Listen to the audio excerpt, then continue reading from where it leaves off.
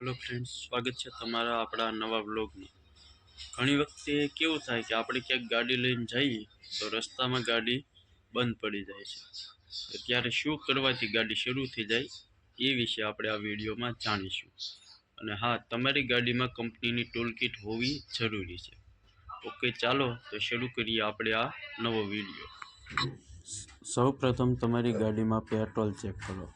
કોકમાંથી petrol આવે છે કે નહીં, નળી વ્યવસ્થિત કાઢી અને પેટ્રોલ જુઓ। જો પેટ્રોલ આવતું હોય તો નળી પાછી વ્યવસ્થિત ફિટ કરવી, અને ન આવે તો કોકમાં સામું પ્રેશર રાખી અને તમે પેટ્રોલ પહોંચાડી શકો છો।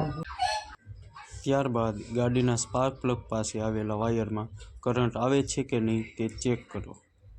કરંટ જોવાની રીત: હાથ થોડા આઘા રાખી ઇગ્નિશન ઓન કરી અને કરંટ ચેક કરવો।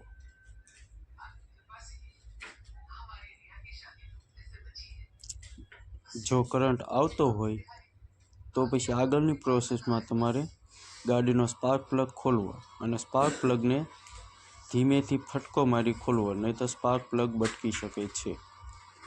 સ્પાર્ક પ્લગ ખોલ્યા પછી તેની કન્ડિશન ઠીક અને કોઈ પણ પ્રકારનો કચરો નથી એ ચેક કરવો। આ ગાડીમાં સ્પાર્ક પ્લગ થોડો તૂટેલો હતો અને ડેમેજ પણ વધારે હતો, એટલે અમે સ્પાર્ક પ્લગ બદલી નાખ્યો। જો તમારી પાસે સ્પાર્ક પ્લગ ના હોય તો તમે પેટ્રોલથી સાફ કરી ગાડી રોડવા પૂરતી શરૂ કરી શકો છો। અને સ્પાર્ક પ્લગ ફિટિંગ કરતી વખતે ધ્યાન રાખવું કે બને તેટલો સ્પાર્ક પ્લગ હાથે ચડાવીને ફિટ કરવો।